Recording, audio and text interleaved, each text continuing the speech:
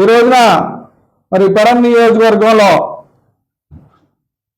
కూటమి ప్రభుత్వం కానీ వైసీపీ గత ప్రభుత్వం కానీ వారు ఏమేమి దోచుకున్నారో ఏమేమి దాచుకున్నారో ఈ రోజున మీడియా సమ్మూఖంగా ఒకరిపైన ఒకరు అభియోగాలు చేసుకుంటా ఉన్నారు.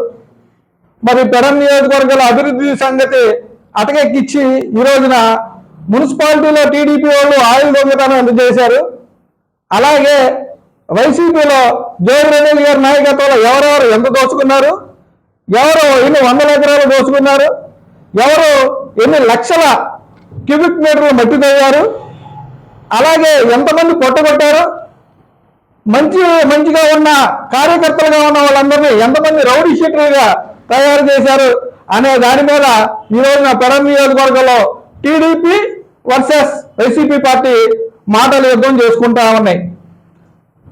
మీ అందరికీ ఒకటే చెప్తున్నాం, చూశారు కదా మొన్న రాజశేఖర రెడ్డి గారు ఎలా అయితే పరిపాలిస్తారో అలా పరిపాలిస్తారు అనుకుని జగన్మోహన్ రెడ్డి గారిని అధికారంలోకి తీసుకొస్తే ఆయన అడ్డం పెట్టుకుని ఇక్కడ జగన్మోహన్ గారి మిగతా అనుచరులు కానీ దోచుకున్నారని ఆధారాలు సహా టీడీపీ వాళ్ళు చెప్తున్నారు.